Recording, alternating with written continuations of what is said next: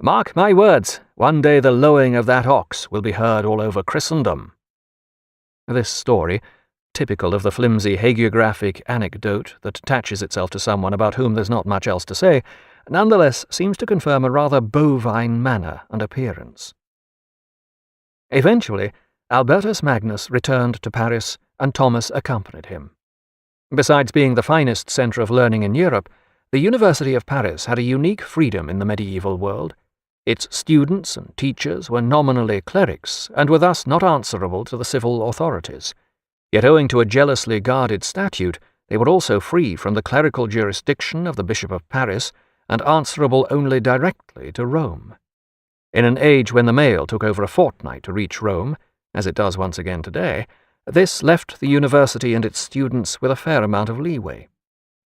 In the next century, this anomaly was to allow the poet François Villon, who committed a murder while a student in Paris, to escape the gallows. But in Aquinas' time, the main trouble was not so much rowdyism as new ideas. Then, as now, Paris's Latin Quarter was a ferment of the latest ideas which no one else could even begin to understand, let alone believe in. The post-structuralism of the 13th century was the re-emergence of classical learning, especially further works of Aristotle which had not previously been known. Classical learning had become fragmented after the collapse of the Roman Empire. The teachings of such as Plato and Aristotle had survived only in limited form. Many ancient manuscripts had been scattered, destroyed, or lost. In the 5th century, Aristotle is known to have been translated by Nestorian Christians into Syriac, an ancient variant of Aramaic spoken in Syria. During the ensuing centuries, his works were translated into Hebrew and Arabic.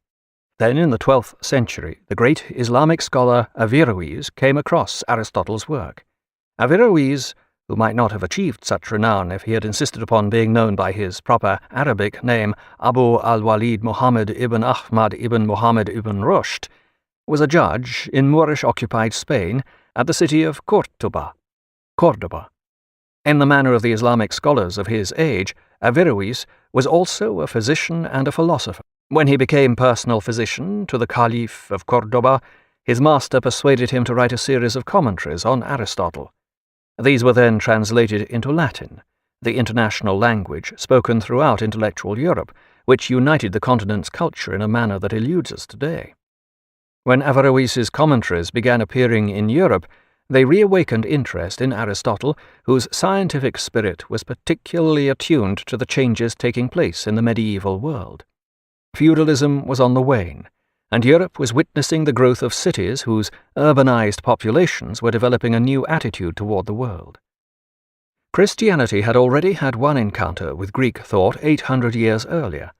On that occasion it had absorbed various Platonic ideas assisted by St. Augustine.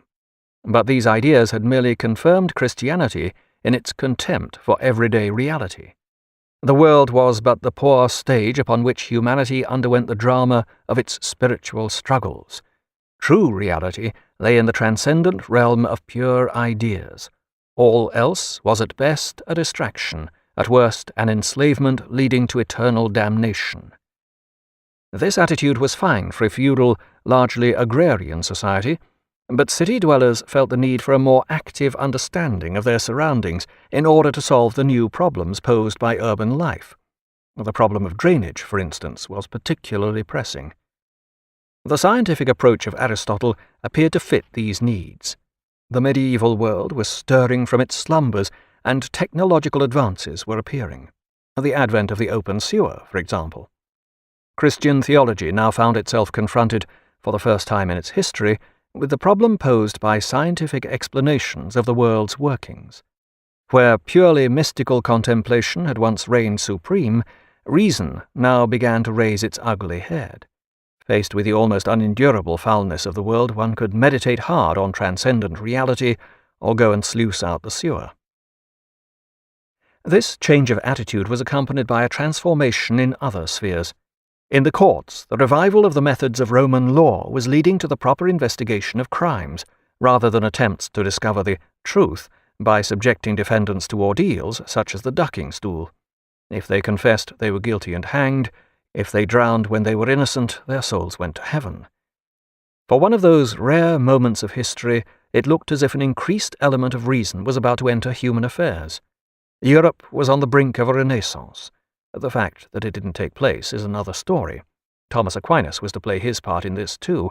By rendering Aristotle's ideas harmless to church teaching, he helped postpone the inevitable. And this was further postponed in the 14th century by the arrival of the Black Death, which left a trail of dead bodies and exhumed a trail of dead ideas throughout Europe. When Aquinas arrived in Paris with Albertus Magnus, he took up residence in the Latin Quarter, which received its name from the language spoken by the international community of students that thronged its narrow streets. Aquinas is known to have stayed on the Rue Saint-Jacques, then the quarter's main street, at the College of Jacobins, the French Dominicans. After taking his bachelor's degree, Aquinas, now 30 years old, received his license to teach. The tall, lumbering youth had undergone a transformation. Beneath his staring, ox-like eyes sprouted a dark, bushy beard. Meanwhile, the upper part of his head had become completely bald. Aquinas's hagiographers speak of his austere life and frugal habits, yet most descriptions also mention his vast pot belly. The only way I can see round this protruding conundrum is that he probably ate rather a lot, but absent-mindedly. Despite Aquinas's unprepossessing appearance and retiring social manner, he quickly became a favourite with students, and his lectures began attracting large crowds. This was the man who had absorbed the latest available teachings of Aristotle, and could render even his most abstruse ideas comprehensible to all. But the ideas of Aristotle were not popular with conservative church authorities. By the time Aquinas arrived on the scene in Paris, Aristotle's teaching had already been condemned no less than 4 times for leading the faithful astray. In 1231, Pope Gregory IX even appointed a commission to expurgate examples of reason from the works of Aristotle. But Aquinas did his best to steer clear of controversy with the Church. According to his interpretation of Aristotle, theology could now become a science. Based on self-evident principles and the truth revealed by God in the Bible, a framework of knowledge could be built according to rational principles. 4 centuries later, Spinoza was to construct his entire philosophy according to this blueprint. Still, there was one controversy which Aquinas could not avoid, that between the university authorities and the Dominicans. The university authorities were loath to recognize the newly founded Dominicans and grant them the privilege of exemption from the civil law enjoyed by other members of the university. In the eyes of the authorities, the impoverished Dominicans, in their tatty black robes, were no better than licensed beggars and vagabonds. The Dominicans responded by refusing to recognize the authority of the university, yet insisted that legally they were entitled to the same freedoms as all other members of the university, that is, freedom from the jurisdiction of the civil authorities. The controversy between the Dominicans and the university authorities came to a head in 1257, when Thomas Aquinas was appointed professor of philosophy at Paris. Those who backed the university against the Dominicans refused to countenance this Dominican appointment and appealed to the Pope. The Dominicans may have preached otherworldliness, but they were no slouches when it came to dealing with the problems of this world, especially the very worldly world of church politics. Before embarking on their tussle with the University of Paris, the Dominicans had astutely taken precautions. Crucially, they had made sure they had influence at the Curia, the papal court, with the result that the Pope eventually decided in their favor. Aquinas's appointment was confirmed, and as a result of this appointment, the Dominicans now acquired respectability at universities and courts throughout Europe. Aquinas continued teaching and went on writing the magnum opus that he had begun after taking his degree. This was Summa Contra Gentiles, a summary of arguments against the disbelievers, which contains much of his finest philosophical work, as well as long passages which demonstrate to Catholics that the only true philosophy remains beyond human understanding. This seemingly self-defeating philosophical position, claiming that philosophical truth is in fact incomprehensible, has a long tradition. Indeed, it even extends to modern philosophy, with Wittgenstein insisting that such truth is so unspeakably incomprehensible that we mustn't even talk about it. Summa Contra Gentiles is an encyclopedic work which incorporates the thinking of Aristotle into the theology of the Catholic Church, in much the same way as St. Augustine had incorporated the thought of Plato into Christian doctrine 8 centuries earlier. As we